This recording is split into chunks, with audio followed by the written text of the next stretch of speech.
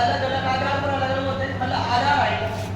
तो सबसे पहला आधार पढ़े अपन उद्देश्य क्या आधार पर, तो सबसे इंपॉर्टेंट है, आपके अभी भी काम आएगा, बीएसटीसी या बीएड में भी काम आएगा और रीट में भी काम आएगा, उसके बाद थर्ड ग्रेड टीचर के लिए भी काम आएगा। ध्यान रखना, उद्देश्य के आधार पर, किसके आधार पर, उद्देश्य के आधार पर। उद्देश्य मतलब क्या उद्देश्य है, क्या उद्देश्य, उसके आधार पर शिक्षण करा रहा हूं मैं पढ़ा रहा हूं आपके लिए उद्देश्य के आधार पर।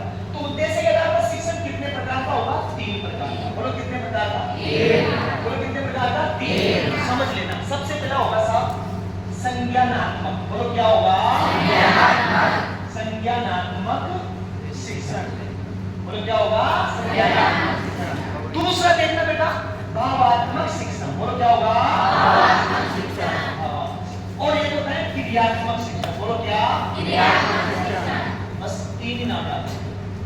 किस आधार पर है, किस आधार पर है शिक्षण, उद्देश्य के आधार पर कितने प्रकार का, वो सीधा भी समझ में आया। अगर मैं ऐसा शिक्षण कराऊं तो कोई भी चीज पढ़ाऊं बेटा याद रख लेना।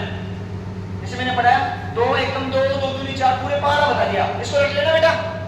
जैसा मैंने पढ़ाया और वैसा आपने सीख लिया, जैसा मैंने पढ़ाया वैसा आपने सीख लिया। और नहीं सीख रहे हो तो रख लो, क्या कर लो, अरे क्या कर लो, रख लो या फिर सीख लो, जैसा भी हो। ये सब कौन से शिक्षण में आएगा, अब फिर भी आप नहीं पढ़ रहे।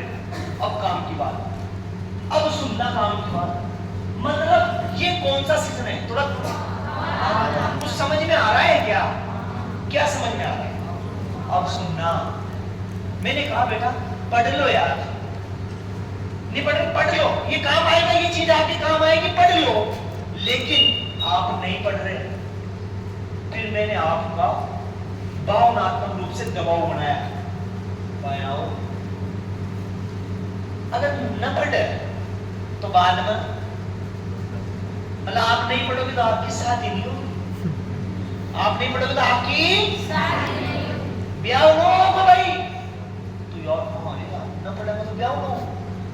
मैंने आपको माइंड में भावनात्मक रूप से दबाव बनाया, ये नॉर्मल से मजाक वाली बात है। लेकिन मैंने बोला बेटा आप यहाँ पर पढ़ने आ रहे हो, माँ बाप के पैसे लग रहे हैं, माँ बाप की आंखों में सपना है कि पढ़ लो, पढ़ने से आपका बीएसटी एग्जाम देख हो जाएगा, फिर रीट में खड़े हो जाए। देखो मैं आपके अंदर भावनात्मक रूप से दबाव बना रहा हूँ, उस हिसाब से आप पढ़ने लग गए, तो वो कौन सा शिक्षण हो गया, समझे क्या।